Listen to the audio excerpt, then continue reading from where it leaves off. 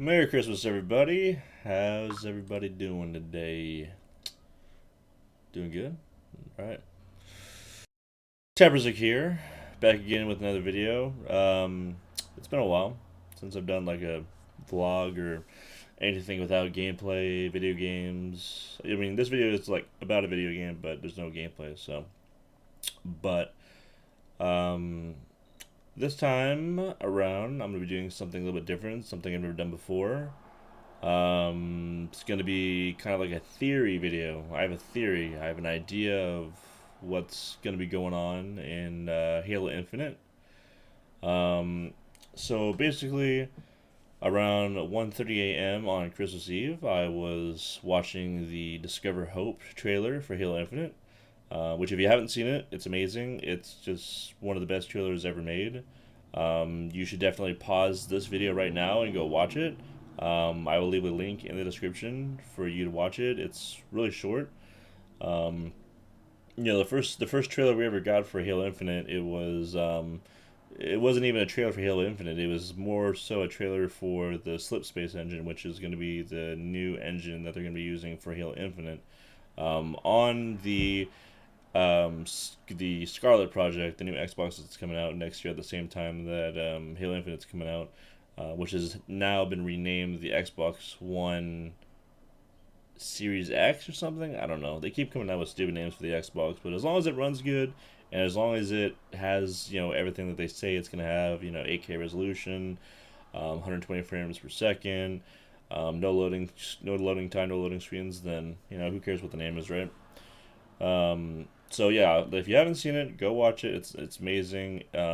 It showcases a new character that's going to be around in Halo Infinite. I assume he's going to be around if they're going to showcase him so much in the trailer. So now that you've seen the trailer, hopefully after you pause the video, um, I mean, in the span of a couple minutes, they give just so much character development to this new guy. I'm guessing he's a pilot or a marine or something, and he does just he's so much more about him than a lot of the other characters in Halo that have been multiple Halo games. And they've just done such an amazing job on this trailer. So anyway, getting back to the whole point of the video, I was watching the trailer again around 1:30 a.m. on Christmas Eve, drinking my Vanilla Spice Altadena Quart eggnog. Um, and towards the end of the video, I had a theory. Because I know a lot of people were confused when they saw the Master Chief floating in space in what it looked like Halo 3 armor, or I think it's like Mark 5 armor. And he's just randomly floating in space. Because if you play through the Halo 5 campaign, spoilers, at this point in time, there's going to be spoilers. So if you want to go, leave the video, now's your chance. Okay, your chance is gone. So, at the end of Halo 5, if you've played through it, the Chief, he gets out of the cryptum. If you don't know what the cryptum is, it's that sphere, that ball that Cortana places Blue Team in. Blue Team, meaning Master Chief and his three teammates. And she imprisons them in this cryptum, and of course, Spartan Locke saves them with the help of Exuberant Witness, I think is her name. And he gets out of the cryptum, and they all hop on the Pelican, and they come back to the homeworld of the elites, and they meet up with Spartan Palmer, the Arbiter, and they meet up with Dr. Halsey. So everything seems to be going good at the end of Halo 5, other than Cortana EMPing the whole entire planet Earth, and stationing her guardians outside of Earth. Um, so you think everything is good, and then randomly in the trailer he's just floating in space for no reason. I mean, obviously it's gonna get explained in the in Halo Infinite, but it's just kind of weird how he's like in old armor and he's floating in space. But anyway, so being back home, there's no reason for him to be floating around in the middle of nowhere. When he's finally able to talk after he gets his suit recharged and he's back online and everything, he says two words to the guy that saves him: status report.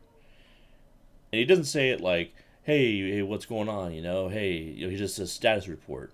the guy that saves him.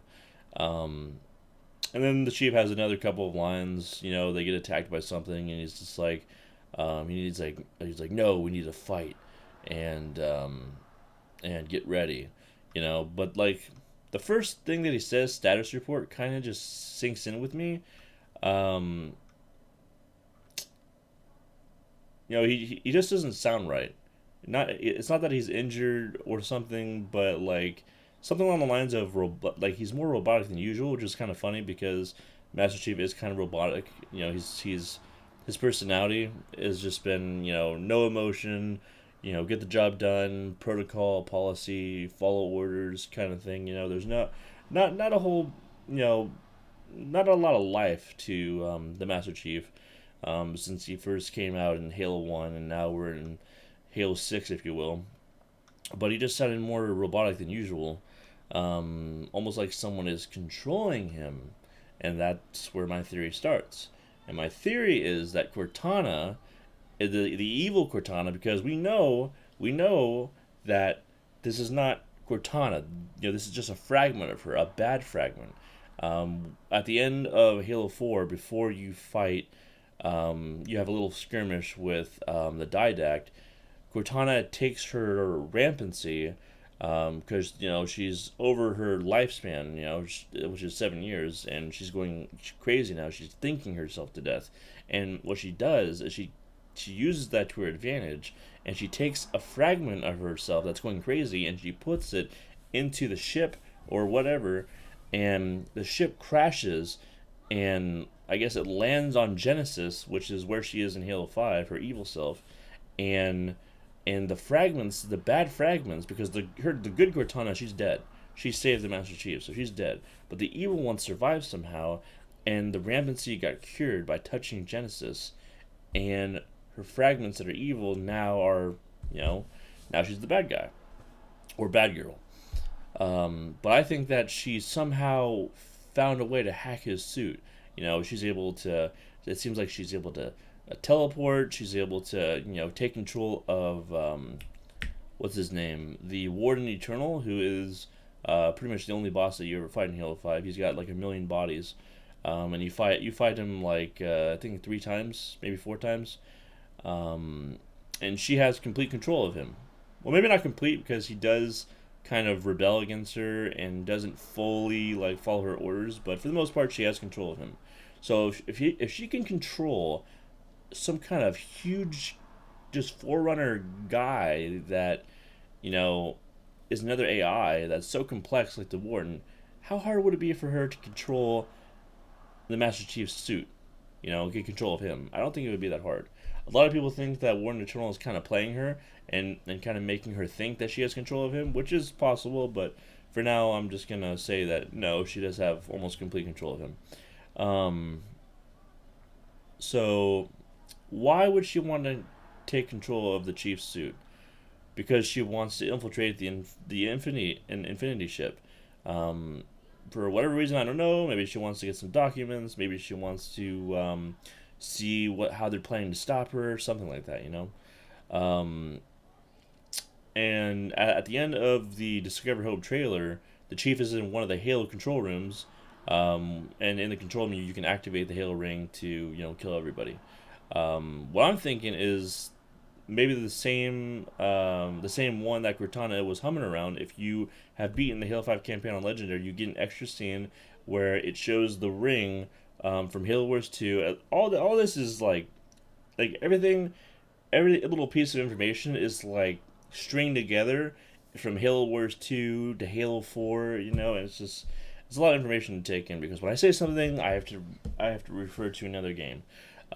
So the Halo ring at the end of Halo 5 on Legendary, I think, is the same Halo ring that the scientist or the doctor was on at the end of Halo Wars 2, if you've played through that game. And she slip spaced it to herself so that she can get on it. For whatever reason, I don't know why she wants a Halo ring. I don't know if she's going to try to kill everybody. She won't die, but everybody else will. Maybe she'll try to use it as to threaten people, to intimidate people, to make them do whatever she wants. because she might be able to control Master Chief, but she won't be able to control, billions of people on the planet. So, so yeah, I think she's on the same one that Master Chief is on at the end of the Discovery Hope trailer.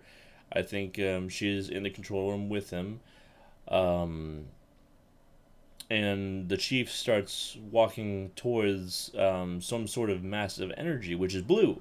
Blue being the same color that Cortana has always been. She's always been blue. Um, well, I think she might have been green in Halo Combat Evolved, and I think they changed it to blue um, for whatever reason. But anyways, he's walking towards this massive energy. It's blue.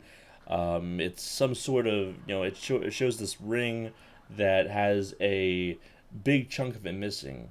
Just how he destroyed the ring in Halo One, how a big chunk of it got it pulled off because he's destroying the ring and stuff like that. It's kind of like that. Um, Kind of like how it looked at the beginning of Halo 2 when the Covenant was around it. Um, but anyway, um, so I think Cortana has learned how to teleport, which would make sense since she did kind of teleport away after she imprisoned the Chief and the rest of the Blue Team inside of the Cryptum. Um, and while Chief is walking towards her, he takes out the chip that she's always been in since Halo 1, Halo 2. Halo 2, she had to get out of it to stay in the Covenant's home holy area, the ship that they're always on. Just in case she had to detonate a Clad to stop the ring from firing in case, for whatever reason, the Arbiter wasn't able to stop Tartarus from activating the ring. But anyway, he takes out the chip that she's always been in from the back of his head, and the energy around him comes together at a single point. And I'm assuming that's when Cortana greets Chief in the flesh. And of course, she then makes him, like at the end, towards the end of Halo 3, when they fire the ring after Sergeant Johnson gets killed by 353 Guilty Spark. He goes towards the control area to he holds out the chip. Cortana leaves the chip, activates the ring, and goes back inside the chip, and then he puts it in his head. So I think the same thing happens. Takes out the chip, holds out the chip, she goes inside the chip, and now she's in his head. So now she is nowhere to be seen now. No one would ever suspect that she is in there since she hasn't been in the chip since the end of Halo 4.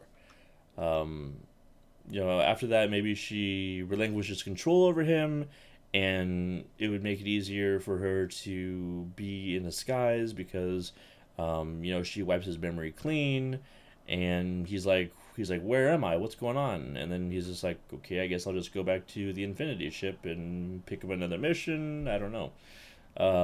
So once back on the Infinity ship, Cortana.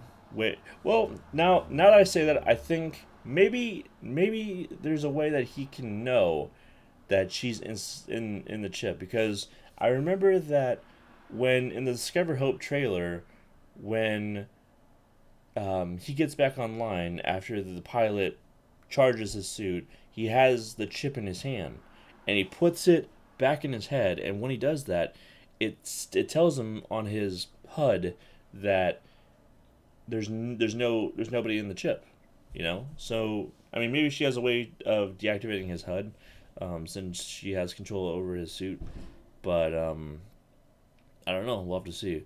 So once on the ship, the Infinity ship, Cortana waits for the perfect opportunity to do whatever she was planning on doing at the end of Halo 5. When she was EMPing the Earth, she was getting on the ship. I don't know what she was trying to do, but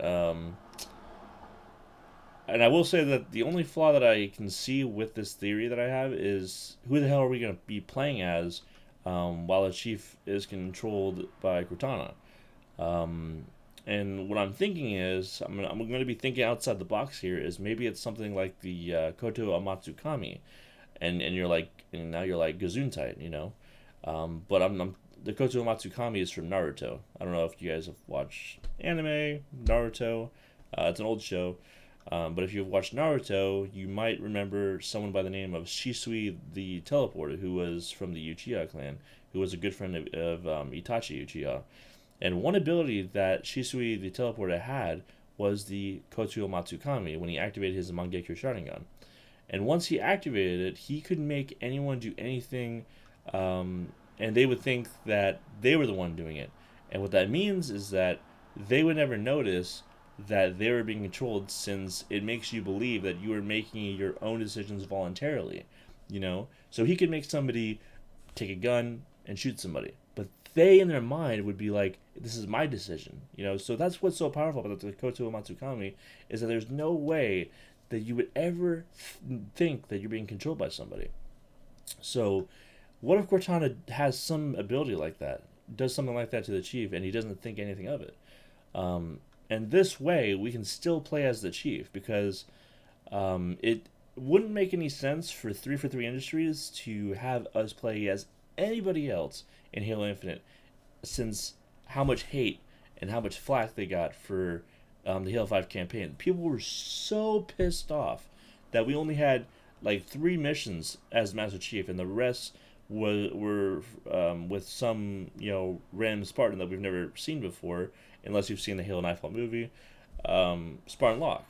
It's like, I'm sure people would have been fine with playing as another character, kind of like in Halo 2, how you get to play as the Arbiter, but maybe just like a couple missions. Not 6, not the majority.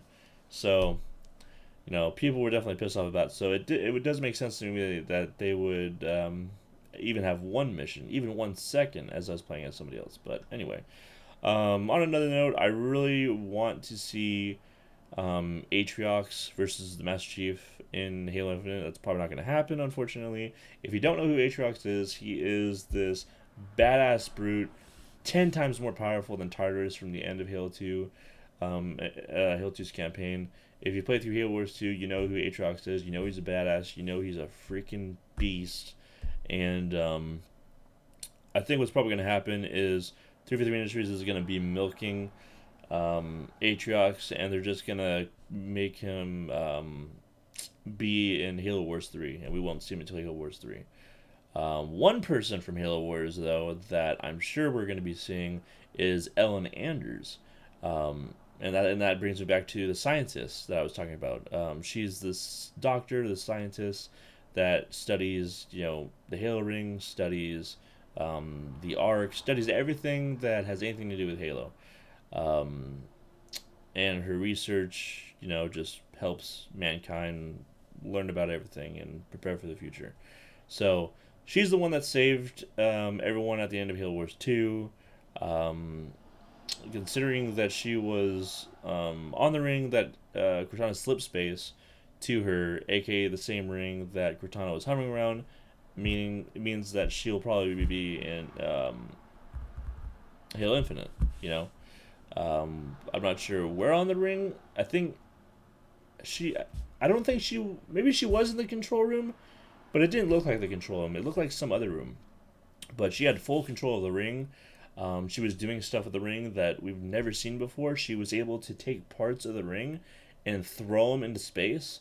I don't know how she did it, but because of that, she saved everyone. And the end of Halo Wars 2 was her getting slip space by Cortana into, I think it's like closer to Earth or something, and then it ends with her coming outside on the ring, and she looks up, and boom, there's a Guardian right in her face.